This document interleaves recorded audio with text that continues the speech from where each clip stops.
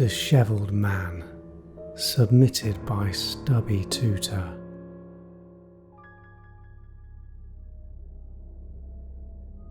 I was spending the night at my friend Eric's house, and we had just finished watching a movie at the theatre.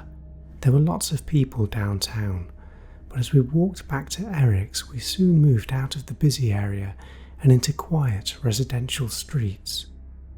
It's about 10:30 p.m, and we decide to take a shortcut through the park. That was a bad idea. Around the houses, the streets were fully lit, but as we ventured into the park, the lights dropped away. We were caught up talking about the movie, and Eric shushes me and says, "Do you hear that?" We both stop in our tracks and listen.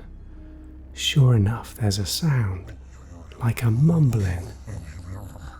It's coming off to our side where there's a bunch of trees and bushes. It's guttural, almost animalistic, but in a way that made the small hair stand up on the back of the neck. We're trying to figure out what could be making it. Maybe a dog, or a disgruntled raccoon, but we decide that we don't want to find out, so we carry on walking. It's not a big park, so we're nearly out, only a few yards away from the street, and then we hear that mumbling sound again. We both spin around and are startled by what we see. There's a guy dressed in a trench coat, pacing back and forth. He's rubbing his temples, and his face looks weird. It's sagging like it's loose or something. "Hey man, you okay?" Eric asks him. The stranger doesn't respond. He just keeps muttering to himself. We are both a little freaked out, but also a little concerned for this guy. I take a step towards him, and then he stops pacing and slowly tilts his head so that he's looking straight at us. Then it hits me. His face looked weird because he's wearing a mask.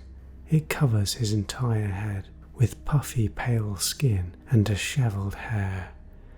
He mumbles some more, puts his palm up to his forehead, taps it like he's remembered something, then turns and walks off back into the park. Eric and I watch him stumble off. "He's not wearing any pants," Eric says to me, and when I look I see that it's true. He isn't wearing any pants. His white bare legs are clearly visible as he disappears out of sight. We think about calling the cops, but then figured it was probably just some guy playing a prank on us. It's not like he tried to chase us or hurt us or anything. So we walk the remaining couple of blocks back to Eric's. The whole walk back I'm constantly looking over my shoulder. I mean, the streets are quiet, there's no one around, but I keep getting that feeling that we are being watched. However, soon enough we're at his place, and everything seems comfortable again. I feel safe. We tell his mum about what happened, and she agrees that it's strange, but she's watching The Bachelor on TV, and I get the impression that she's genuinely disinterested by what we have to say. We have something to eat and then go to bed.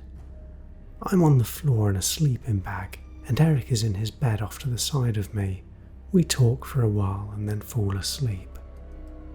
The next thing I know, I wake up to a bumping, scraping sound coming from somewhere deep in the house. It lasts for just a few seconds, and then the house goes quiet, and I soon fall back to sleep.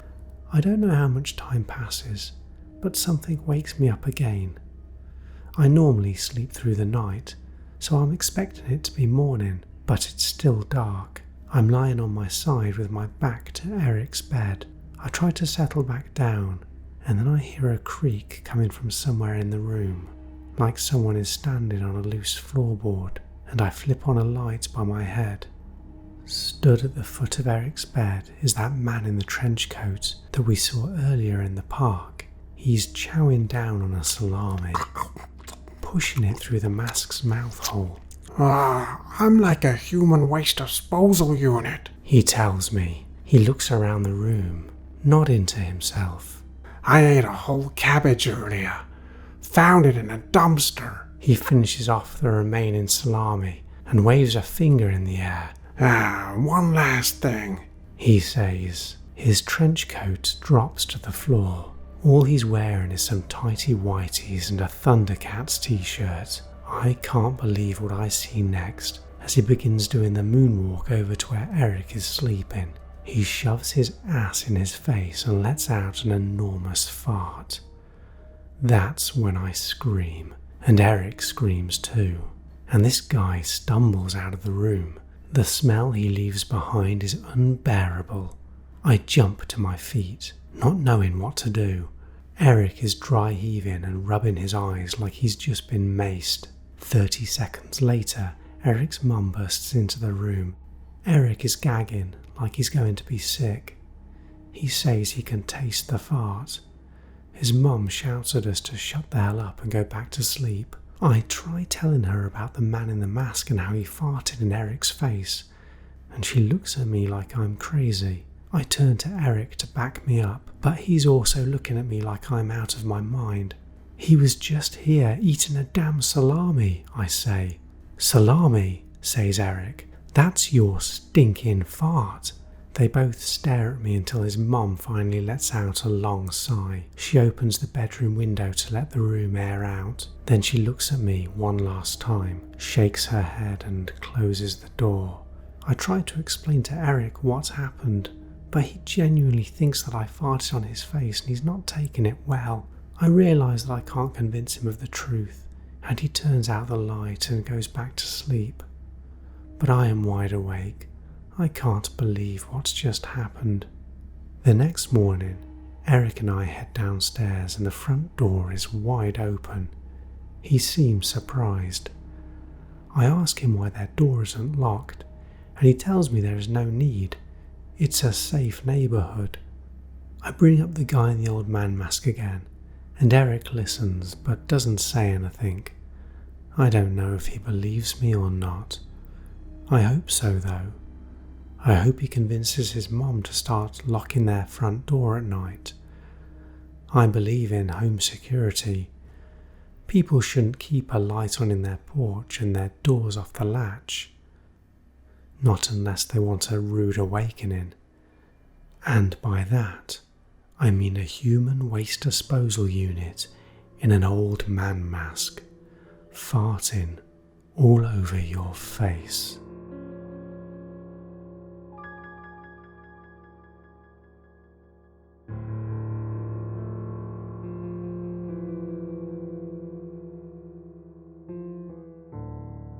Butter, submitted by Shrimp Eyes 56.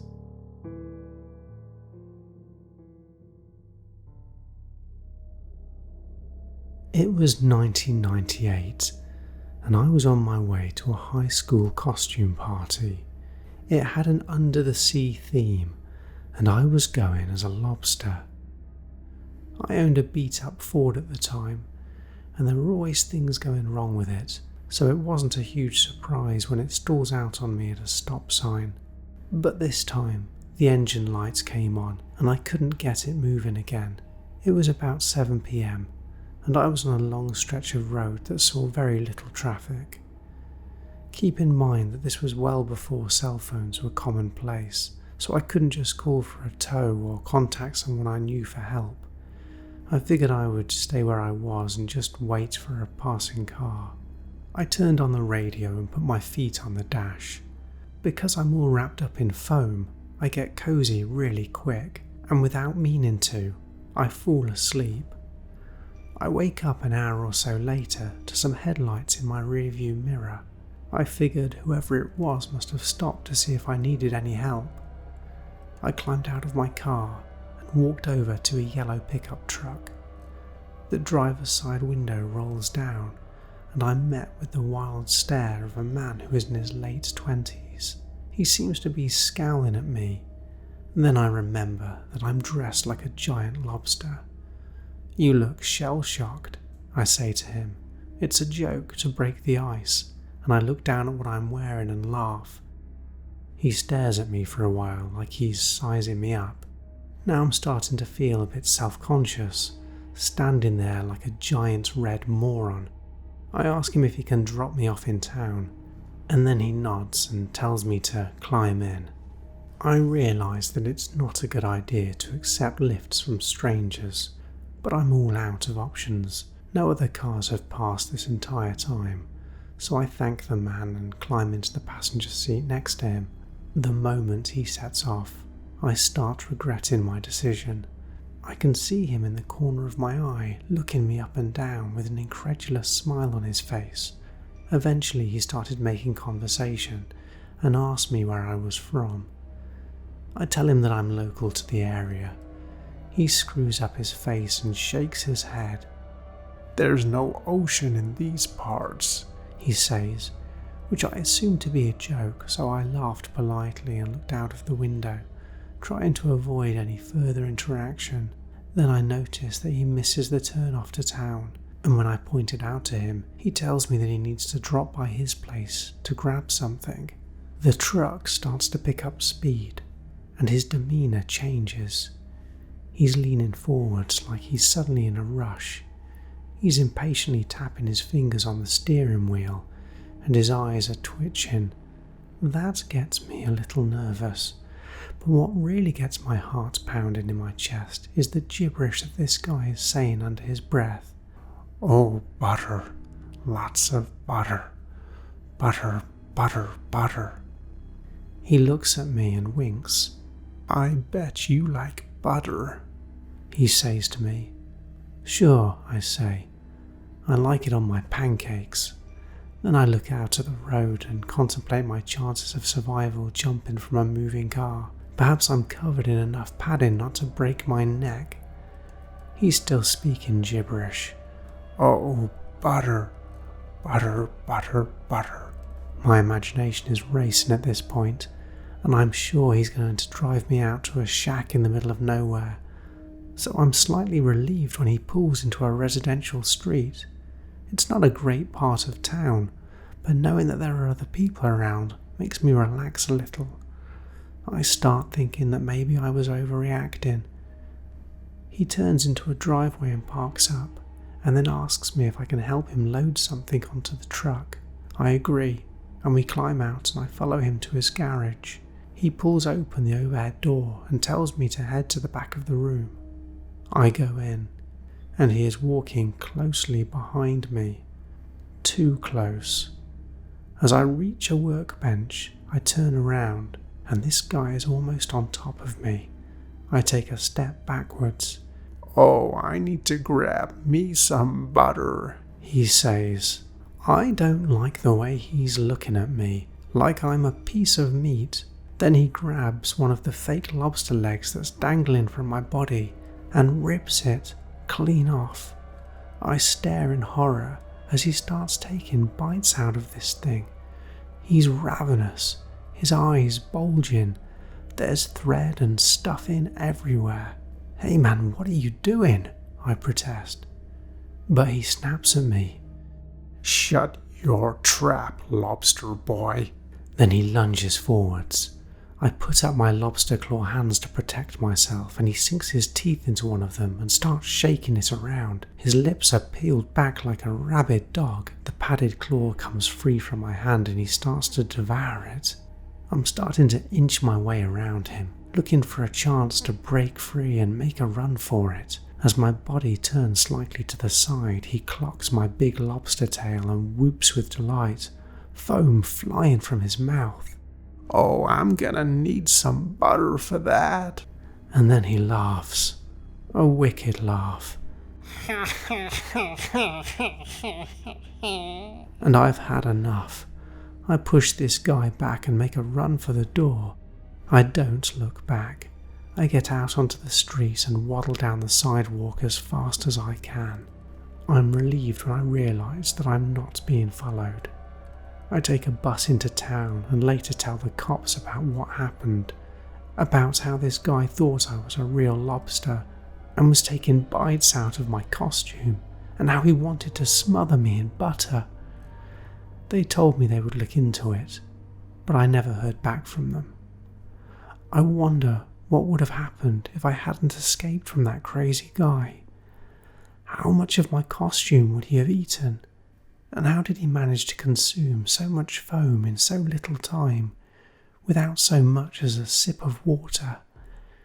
And did he really have enough butter to marinate an entire man?